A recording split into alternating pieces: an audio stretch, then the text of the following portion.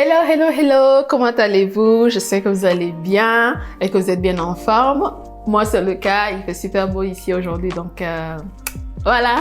Et ça donne la pêche aussi pour faire une vidéo. Il y a un truc que j'ai observé en fait, et du coup, je me suis dit, je vais en parler ici et vous allez me donner aussi votre avis comme d'habitude. Je sais déjà que je vais faire des pour et des contre, des avis dispersés et tout, mais il faut vraiment que j'en parle. Déjà, avant de commencer, n'hésitez pas à vous abonner sur la chaîne, à aimer en avant cette vidéo avant même d'aller plus loin. Suivez-moi aussi sur mes différents réseaux sociaux, comme ça on garde le contact.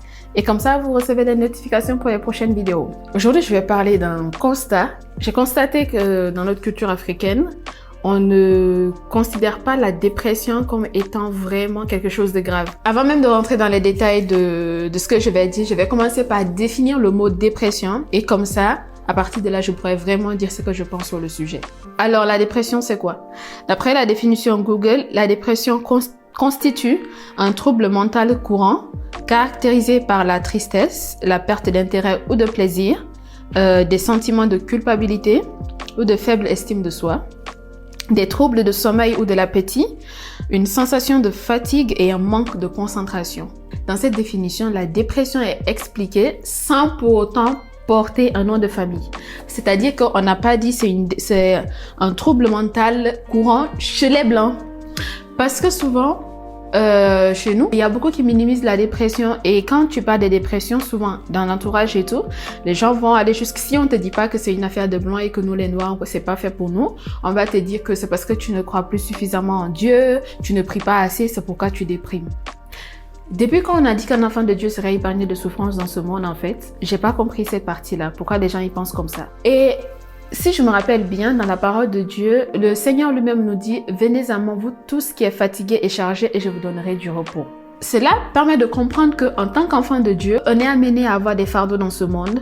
Et donc, ces fardeaux, la dépression en soi, c'est le résultat des faits, en fait. C'est le résultat des choses qu'on vit au quotidien, des mois difficiles qu'on traverse. Tout le monde n'a pas le mental, et même les gens qui ont un mental assez fort tombent dans la dépression par moment. Parce qu'on est humain. Et il faut qu'on normalise le fait qu'on ait besoin d'aller voir un psychologue, le fait qu'on ait besoin de parler à quelqu'un, à un professionnel ou tout simplement à des amis, à des connaissances, à notre entourage, des gens de confiance.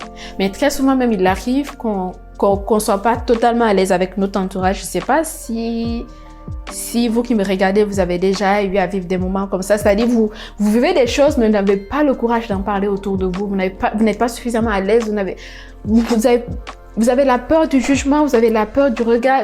En fait, il y a beaucoup d'autres raisons qui font que souvent même tu es plus à l'aise à aller parler à un inconnu qu'à ton entourage.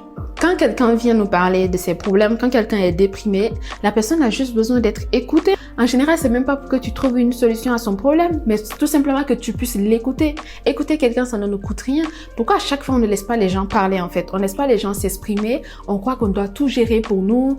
Mais la bouche, elle est faite pour quoi? Pourquoi on ressent des choses si ce n'est pas pour les sortir de notre cœur, si ce n'est pas pour en parler en fait? Je sais pas, enfin, je pense que souvent nous les Africains, on est trop sévères envers nous en fait.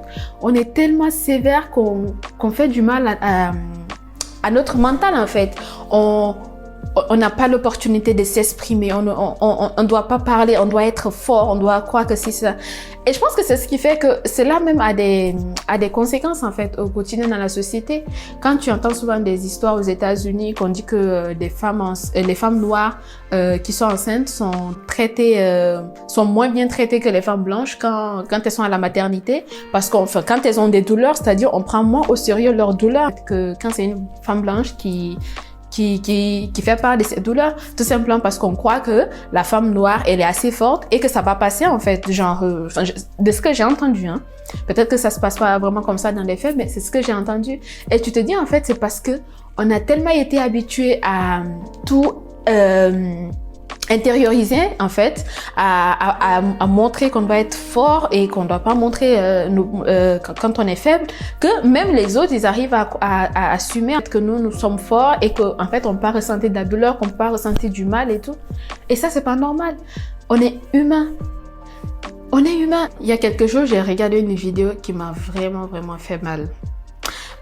C'était une vidéo, c'était sur YouTube et c'est une femme avec sa fille qui faisait un témoignage sur les violences conjugales. C'est une femme de la quarantaine, presque cinquantaine je pense, qui a subi des violences conjugales de la part de son mari pendant des années. Et en fait, cette femme, aujourd'hui, elle est handicapée, elle est inapte parce il y a quelques années, elle a fait un malaise qui l'a rendue inapte en fait. Elle peut plus faire grand chose d'elle-même. Et en fait, son histoire était assez touchante, je trouve. C'est une dame qui était battue par son mari, qui avait un mariage très désastreux, si je peux dire ça comme ça, qui n'était pas du tout heureuse dans son mariage, qui se faisait battre violemment assez souvent devant les enfants en plus. Dès les débuts, le mari la frappait, mais elle avait peur en fait d'en parler à ses parents. Elle avait peur de porter honte. Elle avait peur de déshonorer sa famille.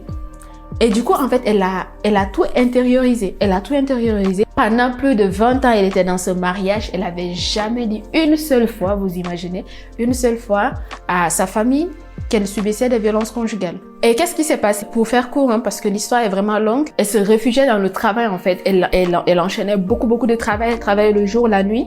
Donc, au fil du temps, en fait, avec les années, un jour, elle a fait un malaise. Et les médecins n'avaient pas réussi à trouver la maladie en elle. On n'avait pas réussi à trouver son problème. Pourtant, elle avait perdu l'utilité de son corps, en fait. Et quand sa fille l'a amenée à l'hôpital, et en fait, avec le suivi et tout, elle voulait pas déjà aller voir un psychologue. Vous imaginez, parce que dans la société, non, mais psychologue, c'est pour les blancs. Moi, je peux pas y aller et tout. Et l'entourage aussi qui dit, mais qu'est-ce qu'elle va aller faire chez un psychologue? Ça, c'est pas fait pour nous et tout. Il a fallu vraiment que sa fille arrive à la convaincre pour qu'elle parte voir un psychiatre. Je sais plus, un psychiatre ou un psychologue. Et en fait, qu'est-ce qu'ils ont découvert, c'est que elle a pété un plomb et que dans notre cerveau ici, quelque part, il y a une partie du cerveau, en fait, qui accumule tout ce qu'on vit, tous les chocs qu'on vit. Que les chocs dont on a conscience et même ceux dont on n'a pas conscience. Donc, ça accumule et à un moment donné, ça pète. Et quand ça pète, ça se manifeste de deux manières chez les gens.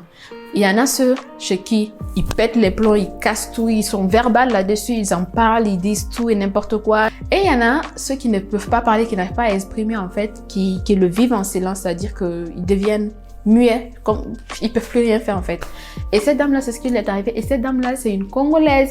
Donc c'est bien une Africaine, une Noire, qui était mariée à un Congolais aussi. Si elle était dans un environnement où si elle n'avait pas cette crainte-là de parler, de s'exprimer, peut-être qu'elle n'en serait pas arrivée là aujourd'hui. Et ouais, ça m'a vraiment attristé le cœur. Et ça faisait déjà un moment que je voulais parler de ça. Par expérience personnelle, par expérience des gens autour de moi, des gens que je connais de près ou de loin. Et tu te dis qu'on minimise beaucoup trop la dépression. Il faut vraiment qu'on normalise ça. Il y en a même, c'est une maladie pour eux. Donc, et même si c'est pas une maladie, il nous arrive tous, même avec toutes nos facultés mentales, à un moment donné qu'on soit déprimé, qu'on vive des moments qui nous dépassent en fait, qui font que on n'a plus envie de vivre, on est fatigué, on est épuisé. Ça se manifeste comme je disais tout à l'heure, genre on perd intérêt à toute chose, on culpabilise beaucoup, ça se manifeste de plusieurs manières selon les personnes. Et c'est pas que la dépression, il y a beaucoup d'autres choses dans la société africaine. On croit juste que c'est pour les autres en fait et que c'est pas pour nous. Mais nous, on n'est pas des humains. On est des humains, donc tout être humain en fait vit les mêmes choses, ressent les mêmes choses en fait. Certaines choses ne sont pas faites pour être ressenties par les autres. Tout le monde n'exprime pas les choses de la même manière. C'est pas parce que les femmes ou des hommes qui disent rien sur leurs problèmes, qui n'en parlent pas et tout, c'est pas parce qu'ils en parlent pas qu'ils vivent pas des moments difficiles.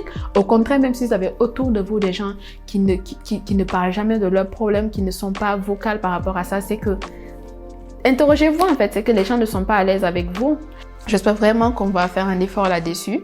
Je vous invite vraiment à partager cette vidéo autour de vous parce qu'il y a beaucoup de gens qui ont besoin d'entendre cela. N'oubliez pas de me suivre sur mes différents réseaux sociaux pour d'autres sujets que j'aurai plus tard pour vous.